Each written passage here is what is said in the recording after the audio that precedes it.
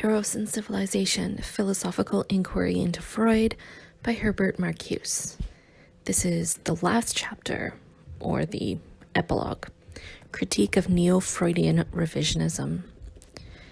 Psychoanalysis has changed its function in the culture of our time, in accordance with fundamental social changes that occurred during the first half of the century. The collapse of the liberal era and of its promises, the spreading totalitarian trend, and the efforts to counteract this trend are reflected in the position of psychoanalysis. During the 20 years of its development prior to the First World War, psychoanalysis elaborated the concepts for the psychological critique of the most highly praised achievement of the modern era, the individual. Freud demonstrated that constraint, repression, and renunciation are the stuff from which the free personality is made. He recognized the general unhappiness of society as the insurpassable limit of cure and normality. Psychoanalysis was a radically critical theory. Later, when Central and Eastern Europe were in revolutionary upheaval, it became clear to what extent psychoanalysis was still committed to the society whose secrets it revealed. The psychoanalytic conception of man, with its belief in the basic unchangeability of human nature, appeared as reactionary. Freudian theory seemed to imply that the humanitarian ideals of socialism were humanly unattainable. Then the revisions of psychoanalysis began to gain momentum. It might be tempting to speak of a split into a left and right wing. The most serious attempt to develop the critical social theory implicit in Freud was made in Wilhelm Reich's earlier writings. In his Einbruch der Sexual Moral, 1931, Reich oriented psychoanalysis on the relation between the social and instinctual structures. He emphasized the extent to which sexual repression is enforced by the interests of domination and exploitation, and the extent to which these interests are in turn reinforced and reproduced by sexual repression. However, Reich's notion of sexual repression remains undifferentiated. He neglects the historical dynamic of the sex instincts and of their fusion with the destructive impulses. Reich rejects Freud's hypothesis of the death instinct and the whole depth dimension revealed in Freud's late metapsychology. Consequently, sexual liberation per se becomes for Reich a panacea for individual and social ills. The problem of sublimation is minimized. No essential distinction is made between repressive and non-repressive sublimation, and progress and freedom appears as a mere release of sexuality. The critical sociological insights contained in Reich's earlier writings are thus arrested. A sweeping primitivism becomes prevalent, foreshadowing the wild and fantastic hobbies of Reich's later years. On the right wing of psychoanalysis, Carl Jung's psychology soon became an obscurantist pseudo-mythology. The center of revisionism took shape in the cultural and interpersonal schools, the most popular trend of psychoanalysis today. We shall try to show that, in these schools, psychoanalytic theory turns into ideology. The personality and its creative potentialities are resurrected in the face of a reality which has all but eliminated the conditions for the personality and its fulfillment. Freud recognized the work of repression in the highest values of Western civilization, which presuppose and perpetuate unfreedom and suffering. The Neo-Freudian schools promote the very same values as cure against unfreedom and suffering, as the triumph over repression. This intellectual feat is accomplished by expurgating the instinctual dynamic and reducing its parts in the mental life. Thus purified, the psyche can again be redeemed by idealistic ethics and religion, and the psychoanalytic theory of the mental apparatus can be rewritten as a philosophy of the soul. In doing so, the revisionists have discarded those of Freud's psychological tools that are incompatible with the anachronistic revival of philosophical idealism. the very tools with which Freud uncovered the explosive instinctual and social roots of the personality. Moreover, secondary factors and relationships of the mature person and its cultural environment are given the dignity of primary processes, a switch in orientation designed to emphasize the influence of the social reality on the formation of the personality. However, we believe that the exact opposite happens, that the impact of society on the psyche is weakened, whereas Freud, focusing on the vicissitudes of the primary instincts, discovered society in the most concealed layer of the genus. An individual man, the revisionists, aiming at the reified, ready-made form rather than at the origin of the societal institutions and relations, fail to comprehend what these institutions and relations have done to the personality that they are supposed to fulfill. Confronted with the revisionist schools, Freud's theory now assumes a new significance. It reveals more than ever before the depth of its criticism, and, perhaps for the first time, those of its elements that transcend the prevailing order and link the theory of repression with that of its abolition. The strengthening of this link was the initial impulse behind the revisionism of the cultural school. Erich Fromm's early articles attempt to free Freud's theory from its identification with present-day society, to sharpen the psychoanalytic notions that reveal the connection between instinctual and economic structure, and at the same time to indicate the possibility of progress beyond the patricentric acquisitive culture. Fromm stresses the sociological substance of Freud's theory. Psychoanalysis understands the socio-psychological phenomena as processes of active and passive adjustment of the instinctual apparatus to the socio-economic situation. The instinctual apparatus itself is, in certain of its foundations, a biological datum, but to a high degree modifiable. The economic conditions are the primary modifying factors. Underlying the societal organization of the human existence are basic libidinal wants and needs. Highly plastic and pliable, they are shaped and utilized to cement the given society. Thus, in what Fromm calls the patricentric acquisitive society, which in this study is defined in terms of the rule of the performance principle, the libidinal impulses and their satisfaction and deflection are coordinated with the interests of domination and thereby become a stabilizing force which binds the majority to the ruling minority. Anxiety, love, confidence, even the will to freedom and solidarity with the group to which one belongs all come to serve the economically structured relationships of domination and subordination. By the same token, however, fundamental changes in the social structure will entail corresponding changes in the instinctual structure. With the historical obsolescence of an established society, with the growth of its inner antagonisms, their traditional mental ties are loosening. Libidinal forces become free for new forms of utilization and thus change their social function. Now they no longer contribute to the preservation of society, but lead to the building of new social formations.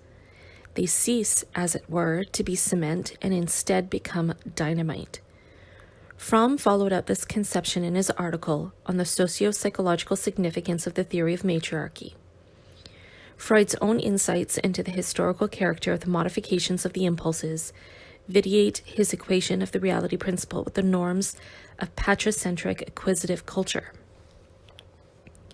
Fromm emphasizes that the idea of a matricentric culture, regardless of its anthropological merit, envisions a reality principle geared not to the interest of domination, but to gratified libidinal relations among men.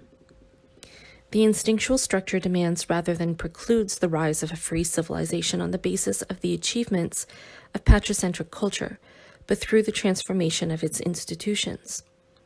Sexuality offers one of the most elemental and strongest possibilities of gratification and happiness.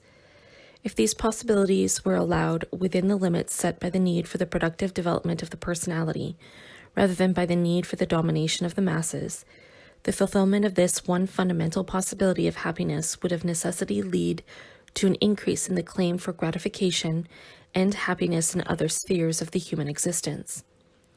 The fulfillment of this claim requires the availability of the material means for its satisfaction, and must therefore entail the explosion of the prevailing social order. The social content of Freudian theory becomes manifest. Sharpening the psychoanalytical concepts means sharpening their critical function, their opposition to the prevailing form of society. And this critical sociological function of psychoanalysis derives from the fundamental role of sexuality as a productive force. The libidinal claims propel progress toward freedom and universal gratification of human needs beyond the patricentric acquisitive stage.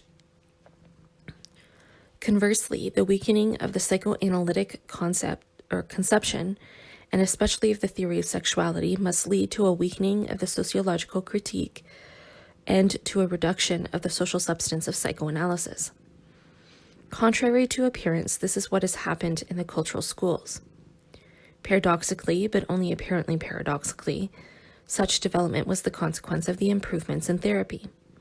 Fromm has devoted an admirable paper to the social conditions of psychoanalytic therapy, in which he shows that the psychoanalytic situation between analyst and patient is a specific expression of liberalist toleration, and as such dependent on the existence of such toleration in the society. But behind the tolerant attitude of the neutral analyst is concealed respect for the social taboos of the bourgeoisie.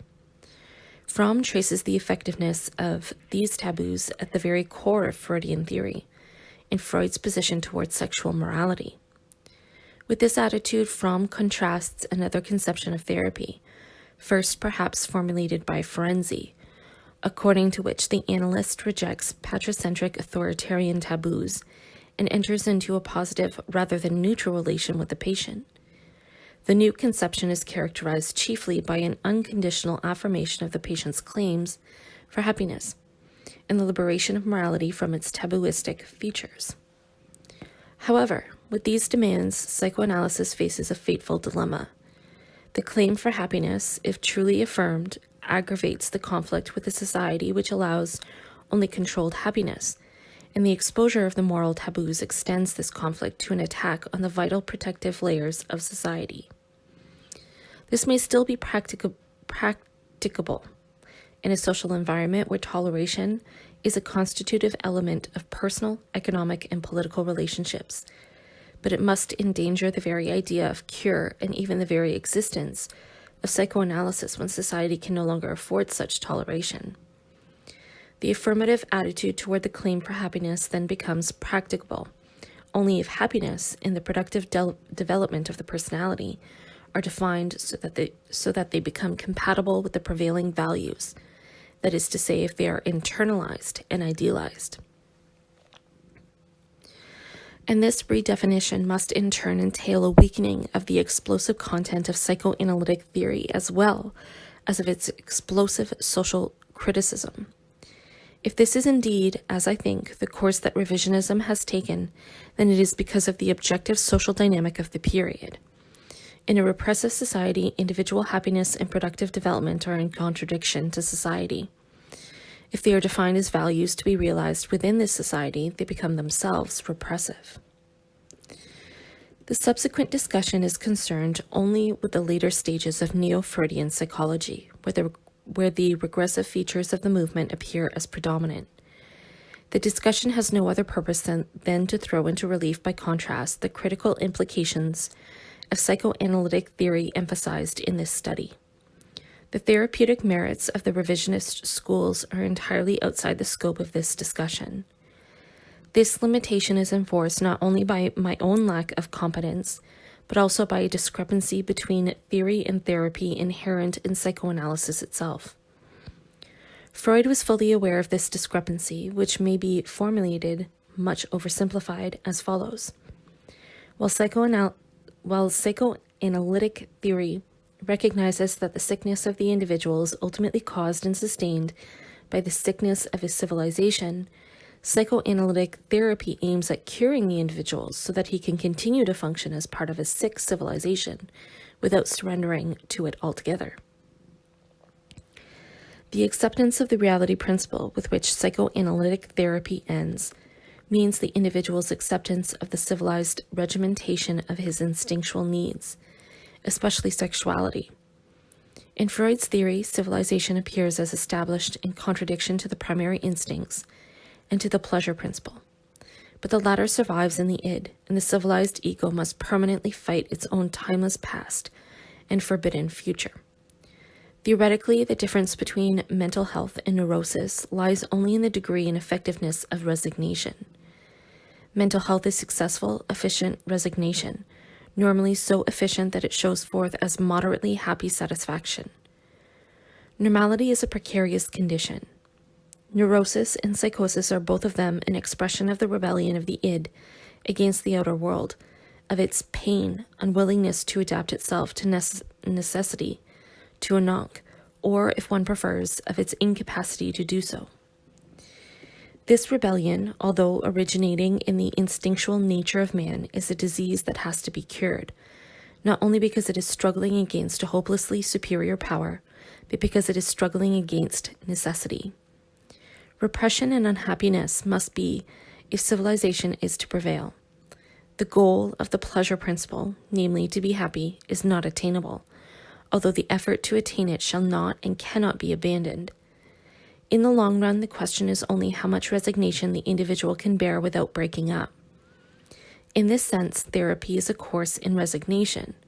A great deal will be gained if we succeed in transforming your hysterical misery into everyday unhappiness, which is the usual lot of mankind. This aim certainly does not or should not imply that the patient becomes capable of adjusting completely to an environment repressive of his mature aspirations and abilities. Still, the analyst, as a physician, must accept the social framework of facts in which the patient has to live and which he cannot alter.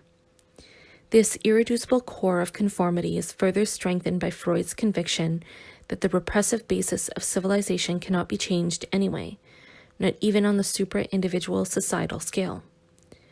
Consequently, the critical insights of psychoanalysis gain their full force only in the field of theory, and perhaps particularly where theory is farthest removed from therapy, in Freud's metapsychology. The revisionist schools obliterated this discrepancy between theory and therapy by assimilating the former to the latter. This assimilation took place in two ways. First, the most speculative and metaphysical concepts not subject to any clinical verification, such as the death instinct, the hypothesis of the primal horde, the killing of the primal father and its consequences, were minimized or discarded altogether. Moreover, in this process, some of Freud's most decisive concepts, the relation between id and ego, the function of the unconscious, the scope and significance of sexuality, were redefined in such a way that their explosive connotations were all but eliminated. The depth dimension of the conflict between the individual and his society, between the instinctual structure and the realm of consciousness, was flattened out. Psychoanalysis was reoriented on the traditional consciousness psychology of pre-Freudian texture. The right to such reorientations in the interest of successful therapy and practice is not questioned here. But the revisionists have converted the weakening of Freudian theory into a new theory, and the significance of this theory alone will be discussed presently. The discussion will neglect the differences among the various revisionist groups and concentrate on the theoretical attitude common to all of them. It is distilled from the representative works of Erich Fromm, Karen Horney, and Harry Stack Sullivan. Claire Thompson is taken as a representative historian of the revisionists. The chief objections of the revisionists to Freud may be summed up as follows. Freud grossly underrated the extent to which the individual and his neurosis are determined by conflicts with his environment. Freud's biological orientation led him to concentrate on the phylogenetic and ontogenetic past of the individual. He considered the character as essentially fixed with the 5th or 6th year, if not earlier, and he interpreted the fate of the individual in terms of primary instincts and their vicissitudes, especially sexuality. In contrast, the revisionists shift the emphasis from the past to the present, from the biological to the cultural level, from the constitution of the individual to his environment. One can understand the biological development better if one discards the concept of libido altogether, and instead interprets the different stages in terms of growth and of human relations. Then the subject of psychoanalysis becomes the total personality in its relatedness to the world, and the constructive aspects of the individual. His productive and positive potentialities receive the attention they deserve. Freud was cold, hard, destructive, and pessimistic. He did not see that sickness, treatment, and cure are a matter of interpersonal relationships in which total personalities are engaged on both sides.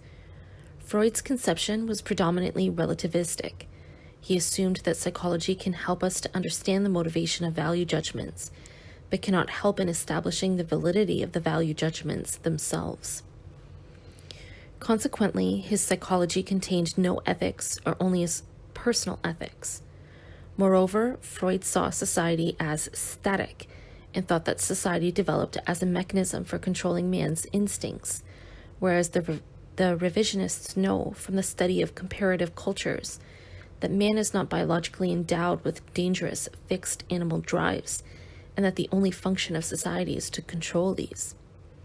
They insist that society is not a static set of laws instituted in the past at the time of the murder of the primal father, but is rather a growing, changing, developing network of interpersonal experiences and behavior.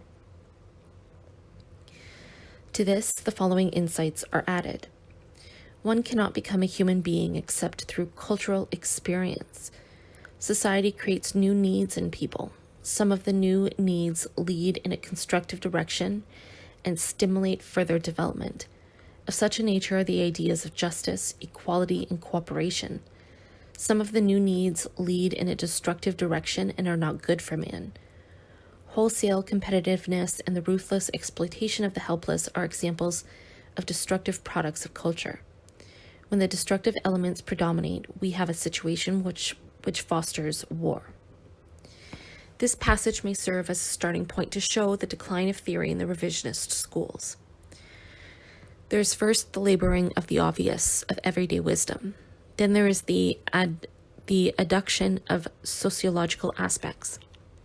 In Freud, they are included in and developed by the basic concepts themselves. Here they appear as incomprehended external factors. There is furthermore the distinction between good and bad, constructive and destructive. According to Fromm, productive and unproductive, positive and negative, which is not derived from any theoretical principle but simply taken from the prevalent ideology. For this reason, the distinction is merely eclectic, extraneous to theory, and tantamount to the conformist slogan, accentuate the positive. Freud was right. Life is bad, repressive, destructive, but it isn't so bad, repressive, destructive. There are also the constructive, productive aspects. Society is not only this, but also that. Man is not only against himself, but also for himself. These distinctions are meaningless, and, as we shall try to show, even wrong unless the task, which Freud took upon himself, is fulfilled. To demonstrate how, under the impact of civilization, the two aspects are interrelated in the instinctual dynamic itself, and how the one inevitably turns into the other by virtue of this dynamic. Short of such demonstration, the revisionist improvement of Freud's one-sidedness constitutes a blank discarding of his fundamental theoretical conception. However, the term eclecticism does not adequately express the substance of the revisionist philosophy. Its consequences for psychoanalytic theory are much graver. The revisionist supplementation of Freudian theory, especially the adduction of cultural and environmental factors, consecrates a false picture of civilization, and particularly of present-day society. In minimizing the extent and the depth of the conflict, the revisionists proclaim a false but easy solution. We shall give here only a brief illustration. One of the most cherished demands of the revisionists is that the total personality of the individual, rather than his early childhood or his biological structure or his psychosomatic condition, must be made the subject of psychoanalysis. The infinite diversity of personalities is in itself characteristic of human existence. By personality, I understand the totality of inherited and acquired psychic qualities, which are characteristic of one individual and which make the individual unique. I think it is clear that Freud's conception of countertransference is to be distinguished from the present-day conception of analysis as an interpersonal process. In the interpersonal situation, the analyst is seen as relating to his patients, not only with his distorted effects, but with his healthy personality also. That is, the analytic situation is essentially a human relationship. The preconception to which I am leading is this: personality tends toward the state that we call mental health, or interpersonal adjustive success, handicaps by way of acculturation notwithstanding. The basic direction of the organism is forward. Again, the obvious diversity of personalities, analysis as an interpersonal process, because it is not comprehended, but merely stated and used, becomes a half-truth, which is false, since the missing half changes the content of the obvious fact. The quoted passages testify to the confusion between ideology and reality prevalent in the revisionist schools. It is true that man appears as an individual who integrates a diversity of inherited and acquired qualities into a total personality, and that the latter develops in relating itself to the world, things, and people under manifold and varying conditions. But this personality and its development are pre-formed down to the deepest instinctual structure, and this pre-formation, the work of accumulated civilization, means that the diversities and the autonomy of individual growth are secondary phenomena. How much reality there is behind individuality depends on the scope, form, and effectiveness of the repressive controls prevalent at the given stage of civilization. The autonomous personality, in the sense of creative uniqueness and fullness of its existence, has always been the privilege of a very few. At the present stage, the personality tends toward a standardized reaction pattern established by the hierarchy of power and functions and by its technical, intellectual, and cultural apparatus. The analyst and his patient share this alienation, and since it does not usually manifest itself in any neurotic symptom, but rather as the hallmark of mental health, it does not appear in the revisionist consciousness.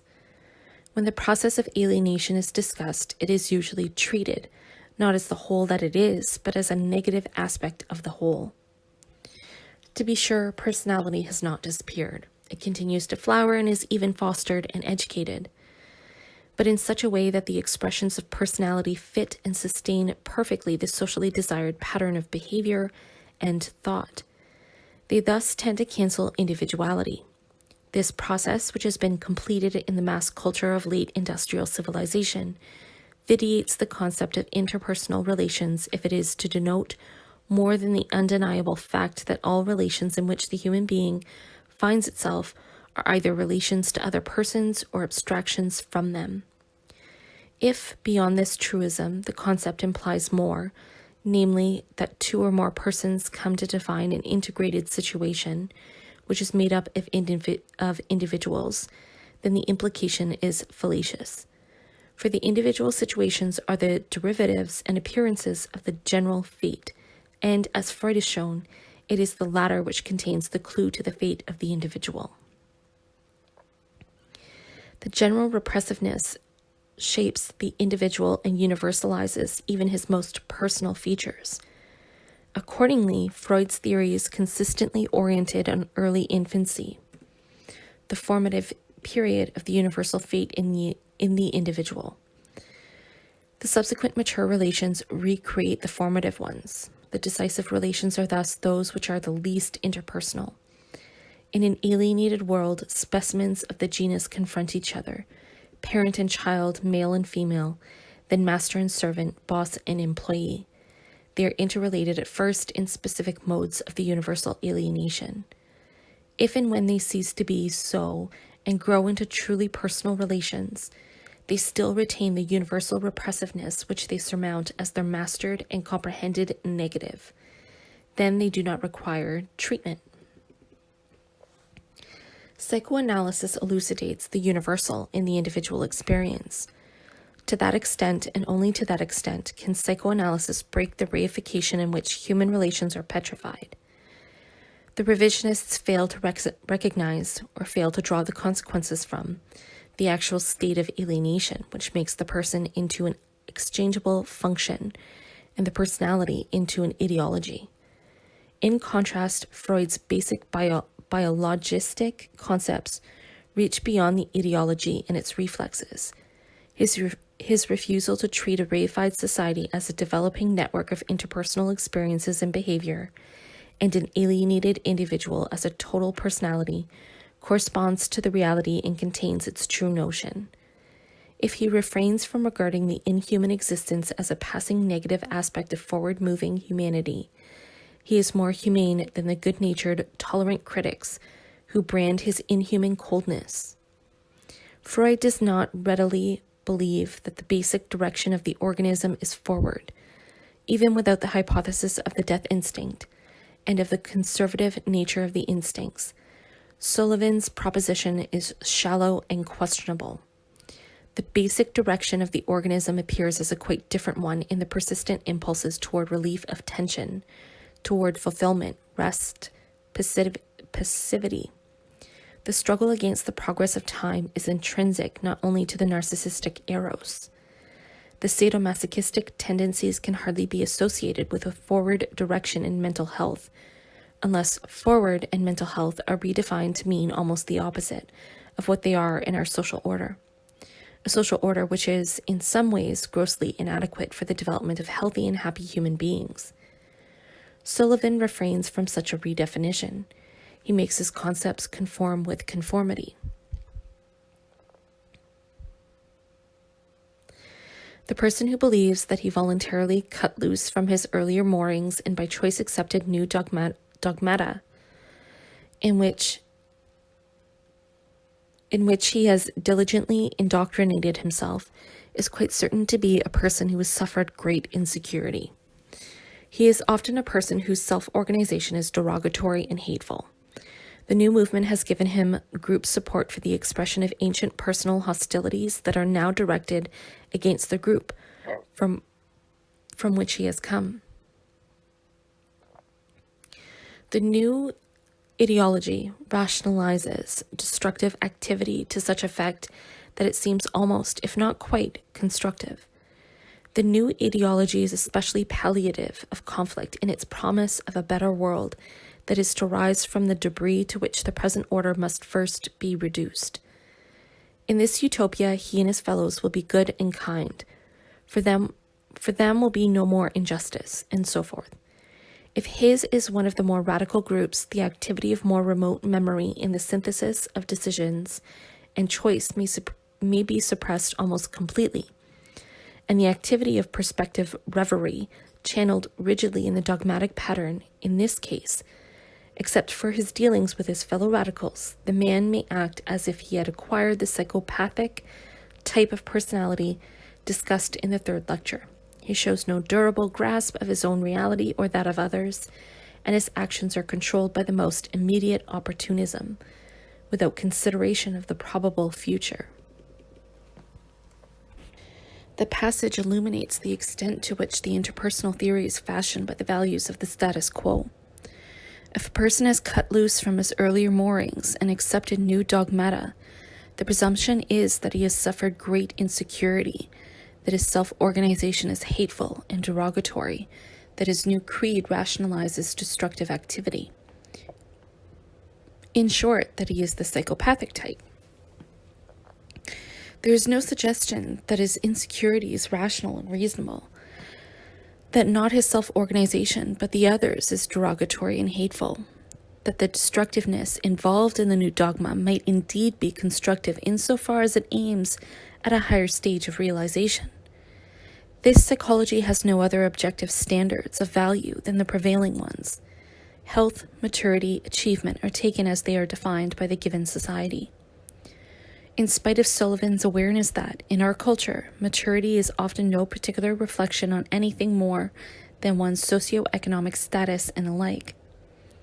Deep conformity holds sway over this psychology, which suspects all those who cut loose from their earlier moorings and become radicals as neurotic. The description fits all of them, from Jesus to Lenin, from Socrates to Giordano Bruno, and which almost automatically identifies the promise of a better world with utopia, its substance with reverie, and mankind's sacred dream of justice for all with the personal resentment, no more injustice for them, of maladjusted types. This operational identification of mental health with adjustive success and progress eliminates all the reservations with which Freud hedged the therapeutic objective of adjustment to an inhuman society, and thus commits psychoanalysis to this society far more than Freud ever did. Behind all the differences among the historical forms of society, Freud saw the basic inhumanity common to all of them, and the repressive controls which perpetuate in the instinctual structure itself the domination of man by man. By virtue of this insight, Freud's static concept of society is closer to the truth than the dynamic sociological concepts supplied by the revisionists. The notion that civilization and its discontent had their roots in the biological constitution of man profoundly influenced his concept of the function and goal of therapy. The personality which the individual is to develop, the potentialities which he is to realize, the happiness which he is to attain, they are regimented from the very beginning, and their content can be defined only in terms of this regimentation. Freud destroys the illusions of idealistic ethics. The personality is but a broken individual who has internalized and successfully utilized repression and aggression. Considering what civilization has made of man, the difference in the development of personalities is chiefly that between an unproportional and proportional share of that everyday unhappiness, which is the common lot of mankind. The latter is all that therapy can achieve.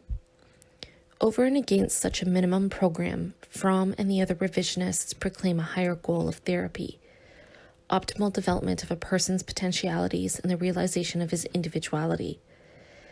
Now it is precisely this goal which is essentially unattainable, not because of limitations in the psychoanalytic techniques, but because the established civilization itself, in its very structure, denies it. Either one defines personality and individuality in terms of their possibilities within the established form of civilization, in which case the realization is for the past or for the vast majority tantamount to successful adjustment, or one defines them in terms of their transcending content, including their socially denied potentialities beyond and beneath their actual existence. In this case, their realization would imply transgression beyond the established form of civilization to radically new modes of personality and individuality incompatible with the prevailing ones. Today, this would mean curing the patient to become a rebel, or which is saying the same thing, a martyr. The revisionist concept vacillates between the two definitions. Fromm revives all the time honored values of idealistic ethics as if nobody had ever demonstrated their conformist and repressive features. He speaks of the productive realization of the personality, of care, responsibility, and respect for one's fellow men, of productive love and happiness, as if man could actually practice all this and still remain sane and full of well-being in a society which Fromm himself describes as one of total alienation, dominated by the commodity relations of the market. In such a society, the self-realization of the personality can proceed only on the basis of a double repression. First, the purification of the pleasure principle and the internalization of happiness and freedom. Second, their reasonable restriction until they become compatible with the prevailing unfreedom and unhappiness. As a result, productiveness, love, responsibility become values only insofar as they contain manageable resignation and are practiced within the framework of socially useful activities. In other words, after repressive sublimation. And then they involve the effective denial of free productiveness and responsibility, the renunciation of happiness. For example, productiveness, proclaimed as the goal of the healthy individual under the performance principle, must normally, that is, outside the creative neurotic and eccentric exceptions, show forth in good business, administration, service, with the reasonable expectation of recognized success. Love must be sublimated and even inhibited libido, staying in line with the sanctioned conditions imposed on sexuality. This is the accepted realistic meaning of productiveness and love. But the very same terms also denote the free realization of man, or the idea of such realization. The revisionist usage of these terms plays on this ambiguity, which designates both the unfree and the free, both the mutilated and the integral faculties of man, thus vesting the established reality principle with the grandeur of promises that can be redeemed only beyond this reality principle. This ambiguity makes the revisionist philosophy appear to be critical where it is conformist, political where it is moralistic. Often the style alone betrays the attitude. It would be revealing to make a comparative analysis of the Freudian and neo-Freudian styles. The latter, in the more philosophical writings, frequently comes close to that of the sermon or of the social worker. It is elevated and yet clear, permeated with goodwill and tolerance, and yet moved by an esprit de sérieux, which makes transcendental values into facts of everyday life. What has become a sham is taken as real. In contrast, there is a strong undertone of irony in Freud's usage of freedom, happiness, personality. Either these terms seem to have invisible quotation marks, or their negative content is explicitly stated. Freud refrains from calling repression by any other name than its own. The neo-Freudians sometimes sublimate it into its opposite. But the revisionist combination of psychoanalysis with idealistic ethics is not simply a glorification of adjustment. The neo-Freudian sociological or cultural orientation provides the other side of the picture. The not only but also. The therapy of adjustment is rejected in the strongest terms. The deification of success is denounced. Present-day society and culture are accused of greatly impeding the realization of the healthy and mature person. The principle of competitiveness and the potential hostility that accompanies it pervades all human relationships. The revisionists claim that their psychoanalysis is in itself a critique of society. The aim of the cultural school goes beyond merely enabling man to submit to the restrictions of his society, insofar as it is possible to seek to free him from its irrational demands and make him more able to develop his potentialities and to assume leadership in building a more constructive society. The tension between health and knowledge, normality and freedom, which animated Freud's entire work, here disappears. A qualifying, insofar as it is possible, is the only trace left of the explosive contradiction in the aim. Leadership in building a more constructive society is to be combined with normal functioning in the established society. This philosophy is achieved by directing the criticism against surface phenomena while accepting the basic premises of the criticized society. Fromm devotes a large part of his writing to the critique of the market economy and its ideology, which place strong barriers in the way of productive development. But here the matter rests. The critical insights do not lead to a transvaluation of the values of productiveness and the higher self, which are exactly the values of the criticized culture. The character of the revisionist philosophy shows forth in the assimilation of the positive and the negative, the promise and its betrayal. The affirmation absorbs the critique. The reader may be left with the conviction that the higher values can and should be practiced within the very conditions which betray them, and they can be practiced because the revisionist philosopher accepts them in their adjusted and idealized form. on the terms of the established reality principle. Fromm, who has demonstrated the repressive features of internalization as few other analysts have done, revives the ideology of internalization. The adjusted person is blamed because he has betrayed the higher self, the human values. Therefore, he is haunted by inner emptiness and insecurity in spite of his triumph in the battle for success. Far better off is the person who has attained inner strength and integrity. Though he may be less successful than his unscrupulous neighbor, he will have security, judgment, and objectivity, which will make him much less vulnerable to changing fortunes and opinions of others, and will in many areas enhance his ability for constructive work. The style suggests the power of positive thinking to which the revisionist critique succumbs. It is not the values that are spurious, but the context in which they are defined and proclaimed. Inner strength has the connotation of that unconditional freedom which can be practiced even in chains, and which Fromm himself once denounced in his analysis of the Reformation. If the values of inner strength and integrity are supposed to be anything more than the character traits that the alienated society expects from any good citizen in his business, in which case they merely serve to sustain alienation, then they must pertain to a consciousness that has broken through the alienation as well as its values. But to such consciousness, these values themselves become intolerable because it recognizes them as accessories to the enslavement of man. The higher self reigns over the domesticated impulses and aspirations of the individual who has sacrificed and renounced his lower self. Not only insofar as it is incompatible with civilization, but insofar as it is incompatible with repressive civilization. Such renunciation may indeed be an indispensable step on the road of human progress. However, Freud's question whether the higher values of culture have not been achieved at too great a cost for the individual should be taken seriously enough to enjoin the psychoanalytic philosopher from preaching these values without revealing their forbidden content, without showing what they have denied to the individual. What this omission does to psychoanalytic theory may be illustrated by contrasting Fromm's idea of love with Freud's.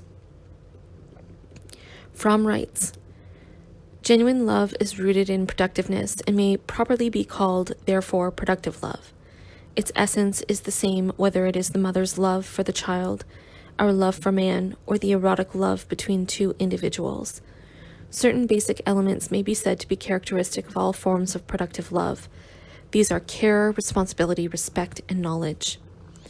Compare with this ideological formulation Freud's analysis of the instinctual ground and underground of love, of the long and painful process in which sexuality with all its polymorphous perversity is tamed and inhibited until it ultimately becomes susceptible to fusion with tenderness and affection, a fusion which remains precarious and never quite overcomes its destructive elements. Compare with Fromm's sermon on love Freud's almost incidental remarks in the most prevalent form of degradation in erotic life. We shall not be able to deny that the behavior and love of the men of present-day civilization bears in general the character of the psychically impotent type. In only very few people of culture are the two strains of tenderness and sensuality duly fused into one.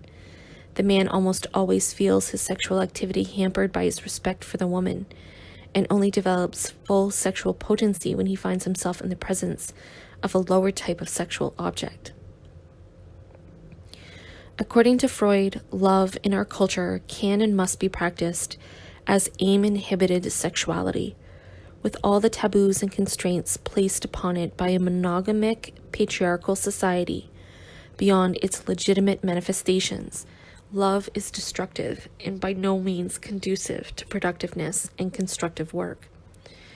Love, taken seriously, is outlawed. There is no longer any place in present-day civilized life for simple natural love between two human beings. But to the revisionists, productiveness, love, happiness, and health merge in grand harmony. Civilization has not caused any conflicts between them, which the mature person could not solve without serious damage. Once the human aspirations and their fulfillment are internalized and sublimated to the higher self, the social issues become primarily spiritual issues, and their solution becomes a moral task. The sociological concreteness of the revisionists reveals itself as surface. The decisive struggles are fought out in the soul of man. Present-day authoritarianism and the deification of the machine and of success threaten the most precious spiritual possessions of man. The revisionist minimization of the biological sphere, and especially of the role of sexuality, shifts the emphasis not only from the unconscious to consciousness, from the id to the ego, but also from the pre-sublimated to the sublimated expressions of the human existence. As the repression of instinctual gratification recedes into the background and loses its decisive importance for the realization of man, the depth of societal repression is reduced. Consequently, the revisionist emphasis on the influence of social conditions in the development of the neurotic personality is sociologically and psychologically far more inconsequential than Freud's neglect of these conditions. The revisionist mutilation of the instinct theory leads to the traditional devaluation of the sphere of material needs in favor of spiritual needs. Society's part in the regimentation of man is thus played down, and in spite of the outspoken critique of some social institutions, the revisionist sociology accepts the foundation on which these institutions rest. Neurosis, too, appears as an essentially moral problem, and the individual is held responsible for the failure of his self-realization. Society, to be sure, receives a share of the blame, but in the long run, it is man himself who is at fault. Looking at his creation, he can say, truly, it is good. But looking at himself, what can he say? While we have created wonderful things, we have failed to make of ourselves beings for whom this tremendous effort would seem worthwhile.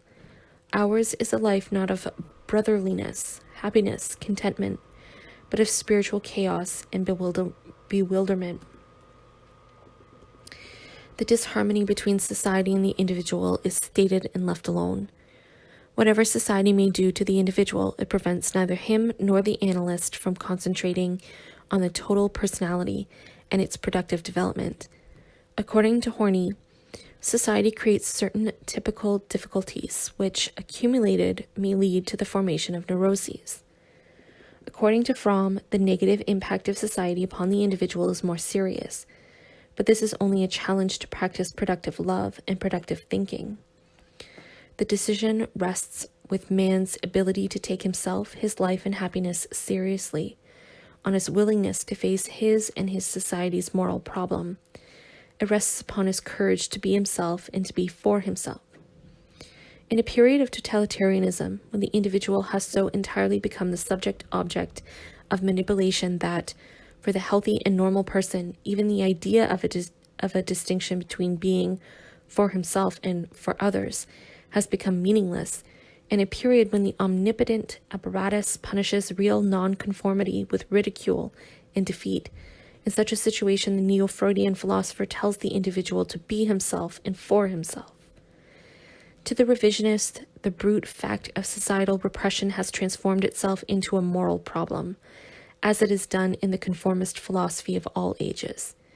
And as the clinical fact of neurosis becomes, in the last analysis, a symptom of moral failure, the psychoanalytic cure of the soul becomes education in the attainment of a religious attitude. The escape from psychoanalysis to internalized ethics and religion is the consequence of this revision of psychoanalytic theory. If the wound in the human existence is not operative in the biological constitution of man, and if it is not caused and sustained by the very structure of civilization, then the depth dimension is removed from psychoanalysis, and the ontogenetic and phylogenetic conflict between pre-individual and supra-individual forces appears as a problem of the rational or irrational, the moral or immoral behavior of conscious individuals. The substance of psychoanalytic theory lies not simply in the discovery of the role of the unconscious, but in the description of its specific instinctual dynamic, of the vicissitudes of the two basic instincts. Only the history of these vicissitudes reveals the full depth of the oppression which civilization imposes upon man. If sexuality does not play the constitutional role which Freud attributed to it, then there is no fundamental conflict between the pleasure principle and the reality principle. Man's instinctual nature is purified and qualified to attain, without mutilation, socially useful and recognized happiness. It was precisely because he saw in sexuality the representative of the integral pleasure principle that Freud was able to discover the common roots of the general as well as neurotic unhappiness in a depth far below all individual experience, and to recognize a primary constitutional repression underlying all consciously experienced and administered repression. He took this discovery very seriously, much too seriously to identify happiness with its efficient sublimation in productive love and other productive activities. Therefore, he considered a civilization oriented on the realization of happiness as a catastrophe, as the end of all civilization. For Freud, an enormous gulf separated real freedom and happiness from the pseudo-freedom and happiness that are practiced and preached in a repressive civilization. The revisionists see no such difficulty. Since they have spiritualized freedom and happiness, they can say that the problem of production has been virtually solved. Never before has man come so close to the fulfillment of his most cherished hopes as today. Our scientific discoveries and technical achievements enable us to visualize the day when the table will be set for all who want to eat. These statements are true, but only in the light of their contradiction. Precisely because man has never come so close to the fulfillment of his hopes, he has never been so strictly restrained from fulfilling them. Precisely because we can visualize the universal satisfaction of individual needs, the strongest obstacles are placed in the way of such satisfaction. Only if the sociological analysis elucidates this connection does it go beyond Freud. Otherwise, it is merely an inconsequential adornment, purchased at the expense of mutilating Freud's theory of instincts. Freud had established a substantive link between human freedom and happiness on the one hand, and sexuality on the other. The latter provided the primary source for the former, and at the same time the ground for their necessary restriction in civilization.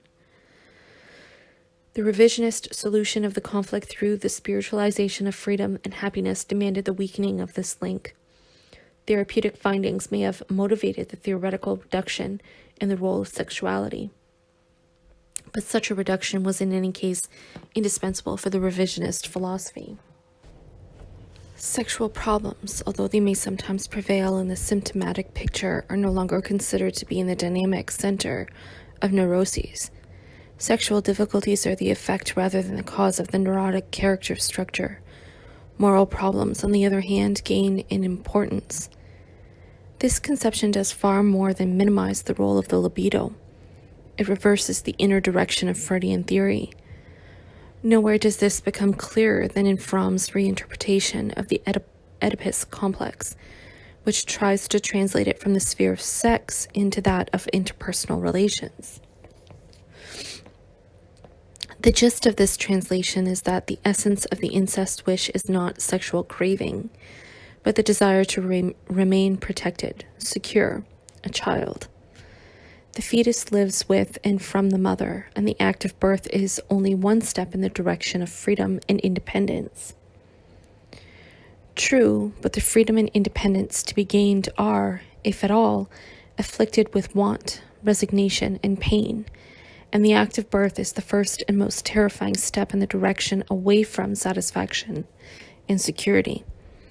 Fromm's ideological interpretation of the Oedipus complex implies acceptance of the unhappiness of freedom, of its separation from satisfaction. Freud's theory implies that the Oedipus wish is the eternal infantile protest against this separation. Protest not against freedom, but against painful, repressive freedom. Conversely, the Oedipus wish is the eternal infantile desire. For the archetype of freedom from want, and since the unrepressed sex instinct is the biological carrier of this archetype of freedom, the Oedipus wish is essentially sexual craving, Its natural object is not simply the mother qua mother, but the mother qua woman, female principle of gratification. Here the Eros of receptivity, rest, painless and integral satisfaction is nearest to the death instinct, return to the womb, the pleasure principle nearest to the nirvana principle. Eros here fights its first battle, against everything the reality principle stands for, against the father, against domination, sublimation, resignation. Gradually, then, freedom and fulfillment are being associated with these paternal principles. Freedom from want is sacrificed to moral and spiritual independence. It is first the sexual craving for the mother woman that threatens the psychical basis of civilization. It is the sexual craving that makes the Oedipus conflict the prototype of the instinctual conflicts between the individual and his society. If the Oedipus wish were in essence nothing more than the wish for protection and security, escape from freedom, if the child desired only impermissible security and not impermissible pleasure, then the Oedipus complex would indeed present an essentially educational problem. As such, it can be treated without exposing the instinctual danger zones of society. The same beneficial result is obtained by the rejection of the death instinct. Freud's hypothesis of the death instinct and its role in civilized aggression shed light on one of the neglected enigmas of civilization. It revealed the hidden unconscious tie which binds the oppressed to their oppressors, the soldiers to their generals, the individuals to their masters. The wholesale destruction marking the progress of civilization within the framework of domination has been perpetuated in the face of its possible abolition by the instinctual agreement with their executioners on the part of the human instruments and victims. Freud wrote during the First World War, "Think of the colossal brutality, cruelty, and mendacity which is not allowed to spread itself over the civilized world. Do you really believe that a handful of unprincipled place hunters and corrupters of men would have succeeded in letting loose all this latent evil if the millions of their followers were not also guilty?" But the impulses which this hypothesis assumes are incompatible with the moralistic philosophy of progress espoused by the revisionists. Karen Horney states succinctly the revisionist position. Freud's assumption of a death instinct implies that the ultimate motivation for hostility or destructiveness lies in the impulse to destroy. Thus he turns into its opposite our belief that we destroy in order to live. We live in order to destroy. This rendering of Freud's conception is incorrect. He did not assume that we live in order to destroy. The destruction instinct operates either against the life instincts or in their service. Moreover, the objective of the death instinct is not destructive per se, but the elimination of the need for destruction. According to Horney, we wish to destroy because we are or feel endangered, humiliated, abused, because we want to defend our safety or our happiness or what appears to us as such. No psychoanalytic theory was necessary to arrive at these conclusions, with which individual and national aggression has been justified since times immemorial. Either our safety is really threatened, in which case our wish to destroy is a sensible and rational reaction, or we only feel it is threatened, in which case the individual and super-individual reasons for this feeling have to be explored.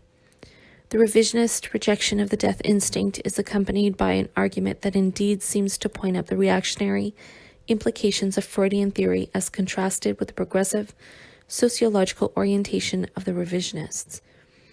Freud's assumption of a death instinct paralyzes any effort to search in the specific cultural conditions for reasons which make for destructiveness. It must also paralyze efforts to change anything in these conditions. If man is inherently destructive and consequently unhappy, why strive for a better future? The revisionist argument minimizes the degree to which, in Freudian theory, impulses are modifiable, subject to the vicissitudes of history.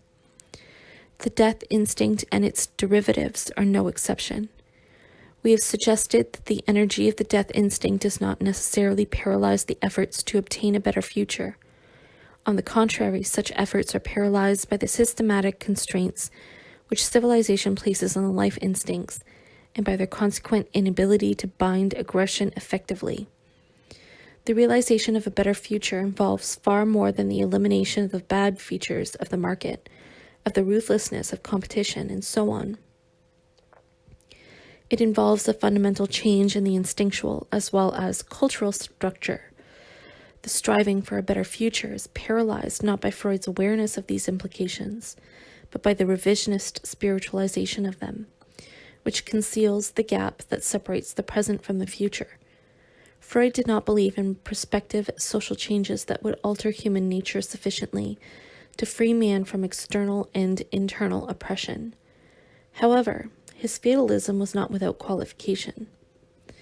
The mutilation of the instinct theory completes the reversal of Freudian theory. The inner direction of the latter was in apparent contrast to the therapeutic program from id to ego, that from consciousness to the unconscious, from personality to childhood, from the individual to the generic processes. Theory moved from the surface to the depth, from the finished and conditioned person to its sources and resources. This movement was essential for Freud's critique of civilization. Only by means of the regression behind the mystifying forms of the mature individual and his private and public existence did he discover their basic negativity and the foundations on which they rest. Moreover, only by pushing his critical regression back to the deepest biological layer could Freud elucidate the explosive content of the mystifying forms, and, at the same time, the full scope of civilized repression. Identifying the energy of the life instincts as libido meant refining their gratification and contradiction to spiritual transcendentalism. Freud's notion of happiness and freedom is eminently critical insofar as it is materialistic, protesting against the spiritualization of want. The neo-Freudians reverse this inner direction of Freud's theory, shifting the emphasis from the organism to the personality, from the material foundations to the ideal values. Their various revisions are logically consistent. One entails the next. The whole may be summed up as follows. The cultural orientation encounters the societal institutions and relationships as finished products, in the form of objective entities, given rather than made facts. Their acceptance in this form demands the shift in psychological emphasis from infancy to maturity. For only at the level of developed consciousness does the cultural environment become definable as determining character, personality, over and above the biological level. Conversely, only with the playing down of biological factors, the mutilation of the instinct theory, is the personality definable in terms of objective cultural values divorced from the repressive ground which denies their realization. In order to present these values as freedom and fulfillment, they have to be purged of the material of which they are made, and the struggle for their realization has to be turned into a spiritual and moral struggle. The revisionists do not insist, as Freud did, on the enduring truth value of the instinctual needs which must be broken so that the human being can function in interpersonal relations. In abandoning this insistence from which psychoanalytic theory drew all its critical insights, the revisionists yield to the negative features of the very reality principle which they so eloquently criticize.